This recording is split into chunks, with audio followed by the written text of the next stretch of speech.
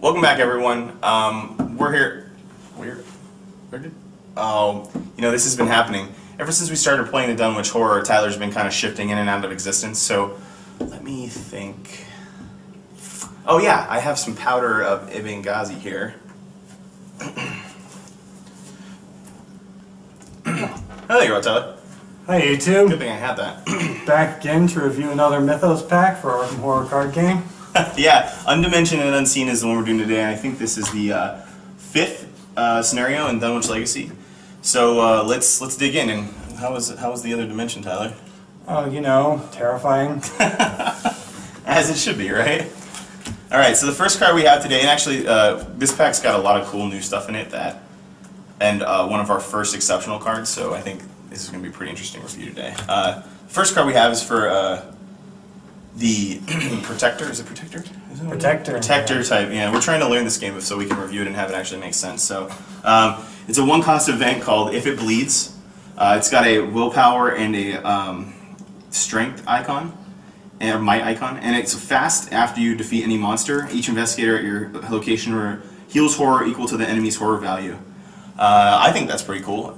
It's a easy thing to slot into like a roll-in deck where you like just murder stuff all the time and you can start healing people, because they have like first aid and like emergency aid or whatever. Those ones heal health, but this one's kind of nice because it heals horror. Yes, absolutely. And one of the things I noticed in this pack was their focus on teamwork. And this is one of the things I noticed lacking a lot in the game so far. Was there was not too much healing. There was like a 1 or 2 heal, but this one allows for a lot of like more healing from a faction that doesn't normally do it, which is cool because you can support, like, you could throw in a what is it, a pipe, not the pipe, the other one, the one that heals your health. There's like the pipe and the other. Yeah, there's the painkillers. Painkillers, and you could like use this to help you like heal health and damage at the same time, because like you're constantly killing stuff. So I think it fits really well into a Zoe or Roland deck that's just going to be straight up murdering stuff. Yeah, solid Protector card.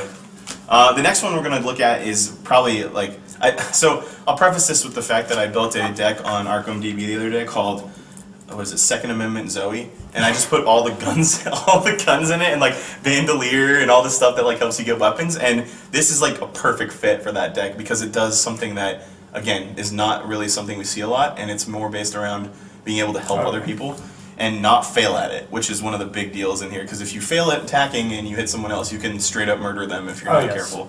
So this one is the Springfield M1903. Is it M1903 or M1903? How do I say this? I think both are valid. Okay.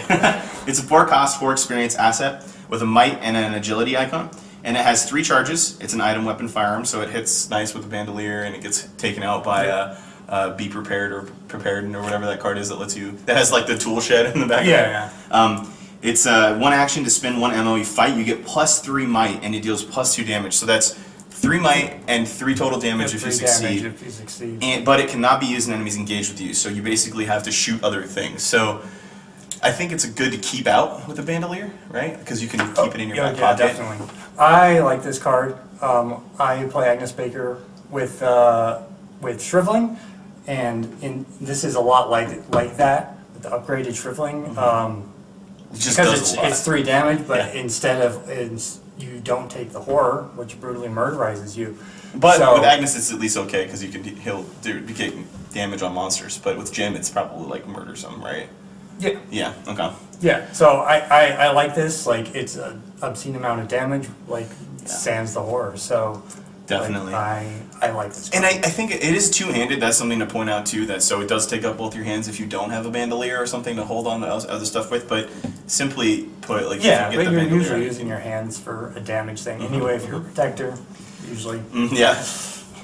Springfield's pretty cool. So I'm excited to see how that works. It is a lot of experience though. So you got to make sure you've been saving up or done a really good run.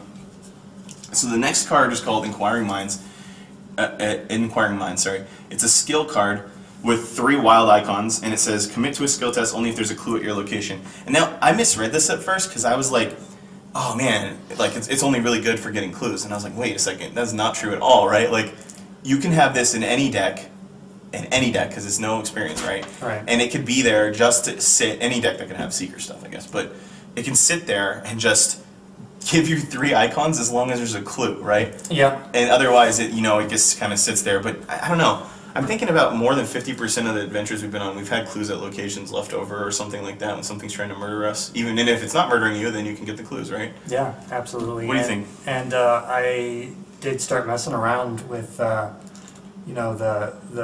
neutral cards that had the generic icons in them, and I found it very versatile. So I started, really liking the like cards that lots give of you, skills. the cards that give you anything. So, and there are lots of clues that just lie around at locations. So. Especially on ones that don't have victory points. So, because you don't really care about clearing them, so you can let them sit. And when you're doing like Curse the Ragru, where he's like running around dropping clues everywhere, you can get some bonuses on attacking and stuff. I really do like that. And like Seekers, some of them don't have really high attack, so this is a good one where you just drop it, and it's like, well, I have 3 attack for this. Just for those cases where a monster like pops out. Yeah, like a ghoul like lands on you, or some type of stupid whippoorwill that you have to like get. And like that means to say you can take care of the whippoorwills too. I think in this cycle specifically, there's like some Mythos cards or some encounter cards that they make you drop clues, which can be helpful too. Because if like someone has to drop a clue, you're not totally SOL on like you can still have some cards in your deck that care about that, which is nice. This is the 3rd, I think, card in this like series of cards. Sorry, let me put it back up there. That's like 3 wilds, but something has to happen, because the other one was the Survivor card, where it's like you have to be 2 or lower to use it, right? It has to be a skill test where you're lower than 2 to actually commit the skill card. I think there's another one too. I can't remember it though. But there's like there's a few of these now with 3 wild icons on them. Oh yeah. I can't remember what it's called though. Yeah, I do know what you're talking about. Yeah, so hopefully we'll see one of those for each faction soon. This next one is probably one of my favorite cards in the set, and I know I say that a lot when I'm talking about cards, but I have a lot of favorites. Just be okay with it. So this one's called Exposed Weakness. It's a 0 cost, 1 experience event with a knowledge or lore icon, and 2 might icons. It is an insight type card, and it's fast, but you can play it during any player's like quick action and window, or whatever that little icon is, so the lightning action, which is the ones that don't take any actions to actually do. You choose an enemy at your location, test lore X, where X is that enemy's fight value. So, if something has 4 fight or 3 fight, you're testing 3 book, right? For each point you succeed, reduce that enemy's fight value by 1 for the next attack performed against it this phase. So, you throw this in, right, on like a shotgun use, and like you can actually help them shotgun harder. Because shotgun does like extra damage for each like 2 you get over the success. Okay. So you could combine this really well with that. That's the first thing I thought of. Yeah. Like, oh man, blast that. That's one of the things I thought of. Like you would have to have one that's like you do more damage for everyone you succeed. That's really like one of the only ones. What about something that has like 6 or 7 fight, right? And then you can like have some seeker who's got like 7 books, like take down like 3, and now it's manageable for for someone to fight, right? Yeah. That's kind of what I was thinking. True, but like. And it's got a lot of icons on it though. Like for a seeker, that 2 might can actually make it so they could kill something. Yeah. I was. You were lost, but you never found. When Kyle told me about this card, I do see its upsides. I gave our seeker a hard time about this card. When I was told about how it, teamwork doesn't matter in this game. How teamwork doesn't matter, right? I do see its upsides, but I would like to see more stuff. Hopefully, that's like this shotgun. That's like the more you succeed, the more damage you do. That would make me like this card more. Our next card is like that, and there's a few rogue cards that actually care about how much you win by too, like opportunist, and this next card, quick thinking. So if someone were to fight and then use quick thinking with a exposed weakness, you could actually probably do the extra action from the quick thinking too, which could be cool. But quick thinking is another skill card, so we have lots of skill cards in this set. That is a wild icon, and it says if this skill test is successful by 2 or more, after it resolves, you may immediately take an action as if it were your turn, and it doesn't count towards the number of actions you take in a turn. So that means that you can take 4 in 1 turn if you get an extra 1 off quick thinking, if you've already done your 3. I mean, yeah, I do like this card. I do like extra actions because in any action-based game. Action-based games, actions are life. Like they're what get everything done. It's like optimization. You have to make sure that you're spending your actions well, or you're gonna get scrumped up, right? That's my politically correct way of saying a different term. Yeah. And so yeah, I mean, pretty solid card. I think there's a deck that can be built with this, especially with opportunist and some of the other rogue cards. Like, I definitely think there could be some really interesting Jenny deck here where you're like paying to get your skills up, right? You have like the skill cards, you pay to get them up, and you're just constantly doing things by winning by 2 or more. Like with the Switchblade and the Opportunist and Quick Thinking and some of the other ones here too. So that could be cool. And you might even sideboard in. You can't actually, so it's not 0 cost. But I was thinking you could sideboard in Expose Weakness, but that's not possible.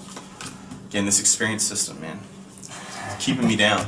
So this is my second favorite card in this set, only because it's our very first exceptional card. Lucky Dice. And then underneath it says, or are they? And you can tell from the picture that they're slightly evil, maybe, or something like that? Okay. I don't know. It's a 2 experience, 2 cost card, and it's actually more than that, so we'll talk about that in a sec. It's an asset, and it's got a willpower and an agility icon. It's a relic, but it's exceptional. So this, I believe, is the first exceptional card we've seen to be able to build with in like reality, not in like kind of like Octagon or whatever. But exceptional cards you can only have 1 copy of in your deck, and they cost double the amount of experience printed on the card. So this one costs 4, and my compatriots at the store this morning were like, well, why the heck would you do that? Why don't you just make it cost 4? And I was like, well, because you want your experience cost to go from 0 to 10 now, instead of 0 to 5. And so the next 2 that we have that have been spoiled already are the Golden Pocket Watch and Ace in the Hole, which are both over the number of pips you could actually have on a card. So those ones are 6 and 8 total with exceptional. So, but anyway, this is a reaction ability. After you reveal a chaos token, spend 2 resources, ignore that chaos token, and reveal another one. Another one to resolve. If that token is a Eldritch Horror or Tentacle or auto fail symbol, remove Lucky Dice from the game. So I had a question on this actually, just to see what you think. So is it, you think it's only talking about the second revealed one? Like you ignore the first one, right? Which means that you don't have the icon. But if the second one is an auto fail, you have to discard a dice from the game, right? Yes. Okay, so it doesn't care about the first one because you're already replacing it. Right. Okay, cool. So that seems cool. That's what I believe. Yes, and there is an investigator whose special card is already like that, and I used her. I was thinking about that. Right, too. and her card is already it's very good. I liked it when I used it, and like. And so resources instead of cards in hand can be interesting. Yes, so it was very good when I used it. So I wonder if could you put this in Wendy's deck? Yeah. Because I think she's a 0 to 2, so I think based off of putting it in, you could do it, but it would cost you 4 to buy it, which means I wonder if you could stack them where if you like do that, then you get a different one and you're like, oh crap, it's the Eldritch Sign, can you discard a card and then do it again to not have to discard the dice? Comment on that if you don't know. I believe you could. Okay. Since you guys did comment on our videos last time, which we appreciate, thank you. If we're getting stuff wrong again or you have an idea about it, let us know. But I'm really excited to see these exceptional cards come out into play because this is one of 3 that are really cool. Yes, this one seemed really great. Like it does seem lucky. Like there doesn't seem like a downside at all about it. So it's not. It doesn't sean as bad as you think. Yeah, but I would roll them at all times in every situation. Well, it's like the dice in Betrayal House in Hell, right? Oh yeah. You just constantly roll them until you get them to go away. Yeah. The one thing to keep in mind though is that it is one of 30 cards in your deck, possibly one of 30 plus cards in your deck. So you want to find a way to get it out if you really want to leverage it early. Yeah. Okay, so the last row card that we have for this new pack is called Opportunist. Opportunist is an upgraded skill from the original Opportunist skill, which I think was a core set skill. It's a 2 experience, and it's got 1 wild icon. Commit only to a skill test you're performing, so you cannot commit it to other people at your location. If you succeed by 2 or more, return Opportunist to your hand after this test instead of discarding it. So I think that the change here was that the old Opportunist used to have an agility icon. Maybe, I don't know what the big difference is here. Maybe it's by 3 or more. I actually can't remember. You know, I actually don't remember. I'm gonna go look. Opportunists that I'm much. terrible when I'm getting off video. I'm Undimensioned. So unprofessional. How do you work with me? Oh, okay, I see what it is. So It's by 3 or more, so it's easier to get this one back in your hand. Okay. Hi, everybody. Yeah. Okay. Yeah. So. I mean, pretty solid upgrade for 2 experience. Yeah, it's a pretty good upgrade to experience. And considering it's an extra rogue card in this deck for the you're getting 3 rogue cards in this one. You know. The only problem I see with it personally is that I don't know about the benefit here. You have in most cases to win by 2 or more, you're gonna have to pay a resource into a skill or something like that. So you're paying a resource and a card to get a card back, right? Yeah. And you can only ever commit to skill test you're doing, so you can't And it's just one. It's one. One wild. Yeah, one wild. Which is good. I guess getting that back in your hand could help you later, but I find often that ones don't really change the game that much for me. And a success by 2 or more, I have never really succeeded by 2 or more. That might just be me. Yeah, we might be really bad at this game. Not being great. So. But yeah, it seems alright. I don't know if I would spend 2 on it. There's other things I'd rather spend on, like charisma or something cool to get more, assets on the board. Yeah, that might be us. I have not delved into rogue very much. Rogue players, you might have a different opinion. I do have a rogue. I'm playing Jenny right now, but I don't know that I would play that card. I don't even know if I have opportunist in my deck right now. But all right, the next card, the first Mystic card, is a 4-cost asset, no experience, called Alyssa Graham. It's a unique asset, and she speaks to the dead. So she's like the little kid from Sixth Sense. Sixth Sense? Okay. She gives you an icon for lore, and she actually gives you 1 lore when she's on play. And you can, as a quick action, exhaust her to look at the top card of either encounter deck or any player's deck. Then you can add 1 Doom to Alyssa Graham to place the looked at card on the bottom of the deck. And she is a 1 health, 3 horror asset, or ally.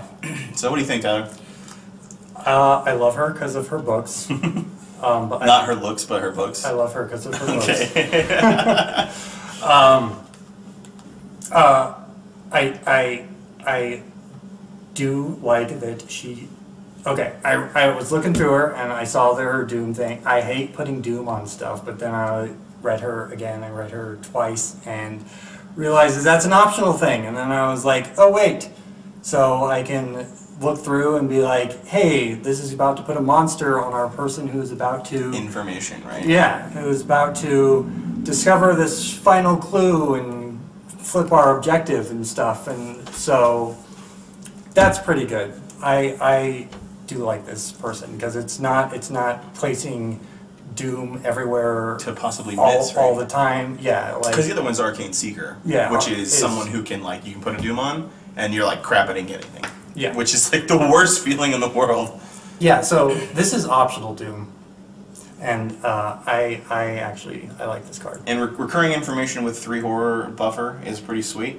Yeah. So I definitely think she's a solid add to any kind of deck like that, because to be quite honest, not a lot of the decks we have anyway, that we have 2 Mystic players in our campaign right now, and neither of them have a ton of allies.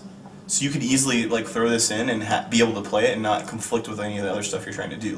My Jenny deck has, Peter Silvestre and Leo DeLuca, because of course Leo DeLuca is awesome. And I think there's 1 more just in case I don't hit one of those 2. But yeah, I don't know if you guys have any allies, but they're really good because they always give you stuff. I just have Arcane Initiate, and she is a guaranteed Doom. Yeah. And I don't like playing her. And so this is probably a good replace for that now if you're running Initiate and don't like it. Even though it doesn't get you the spell, which is okay. Yeah. It still lets you get that information, which is super useful. Yeah.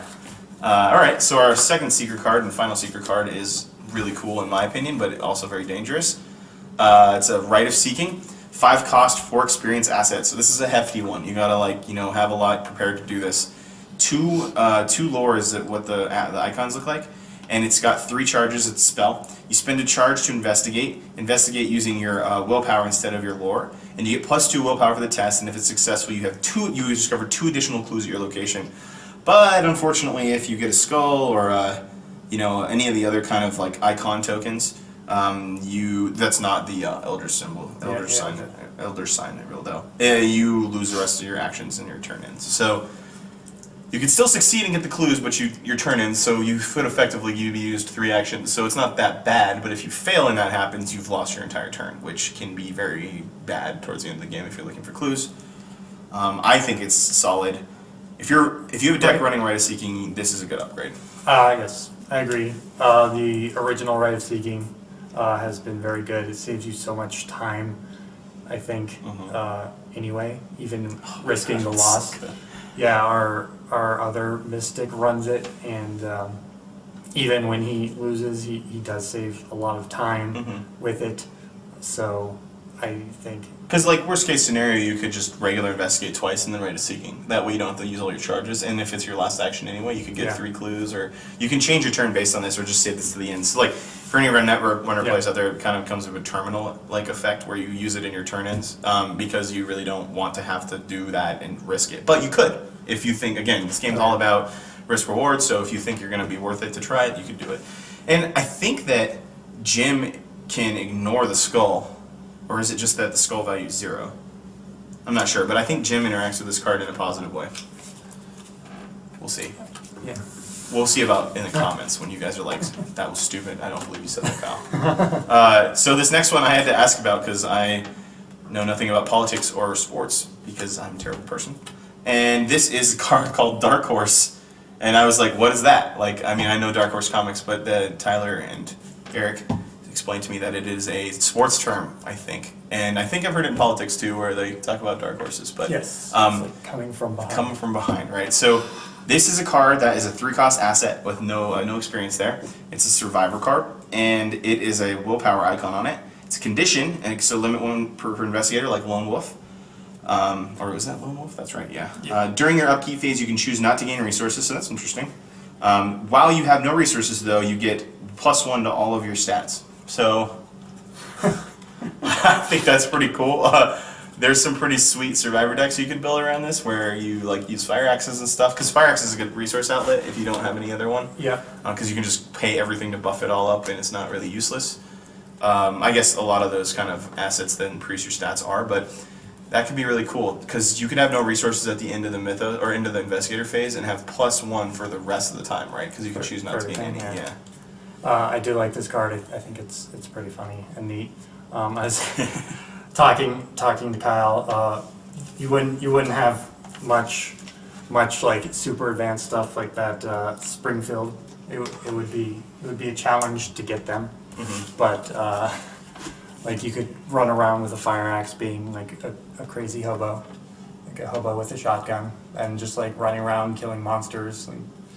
Like hobo with a shotgun. Finding clues, like it would be definitely a fun thing to run around with. Yeah, and I really like that. An interesting card to have. It can give you a buff in a non-investigator phase, which is kind of cool. Like, and you don't have to pay for it or anything, so you can just have these static buffs when you're in a bad spot, or if you're playing a scenario that doesn't give you any resurces or engage with an enemy that takes your resources, you can start to become more powerful. Or if you're definitely down on your luck. Survival Instinct is our final card from this pack. Not including the Mythos cards, of course, or the encounter cards or adventure cards, or whatever you prefer to call them. We don't know what they're actually called. So. It's called Survival Instinct, the 2 experience skill. It's got 2 agility icons, and this is an upgrade to a previous skill, Survival Instinct. It's an innate developed skill, and I think all the skills that are upgraded are developed, so that's kind of a cool little keyword differentiation they can play with later, is if you have developed skills you can do something. But if this is successful during an evasion attempt, the invading investigator may immediately evade each other enemy engaged with him or her and move to a connecting location. So I think the upgraded part here was the move to connecting location thing, because I think the original Survival Instinct is just evade all your enemies. Yeah, just evade them all at the... Still though, evading all enemies at your location, and maybe it is because it's got 2 agility as well, because I don't think the other one has 2, but pretty sweet. And then being able to move too means that if there's something really annoying, like the experiment from the... from the beginning of Dunwich cycle, he like readies at the beginning of each of the enemy phases, so like you can get the heck out of there before he starts to punch you in the face again. I think it's a pretty solid upgrade card. 2 agility in a survivor, and 2 agility in a survivor deck, or any deck that can have this, is going to be great for evading. And since a lot of the last few scenarios of the cycle want you to evade more, spoilers, you are going to want something like this to help you out. Oh yeah, definitely. And I found playing different decks that being able to combine actions like evading and moving is pretty useful. Yeah, like again, it's all about economies, right? Like if you can do two things that normally cost you 2 actions for 1 action, you're good. You're in a good spot. Oh yeah. So, well, thanks for coming and watching this video again. We always appreciate it when you guys are out there watching. So if you guys want to come play Arkham Horror or do anything like with LCGs, come down on Tuesdays and Saturdays. We run events for everything. We don't really have any events for Arkham Horror, but I think they're going to do some stuff like they do with Lord of the Rings, so keep an ear out for that stuff. But don't forget to sign up to be a CollectorManiac. There's cool things in the future for that. If you and currently right now there's a $25 a month drawing. So make sure you do that. It's just kind of a cool loyalty program we have for our shop that we just started. So like and subscribe, and thanks for watching. Thanks for watching. We'll try not to disappear next time.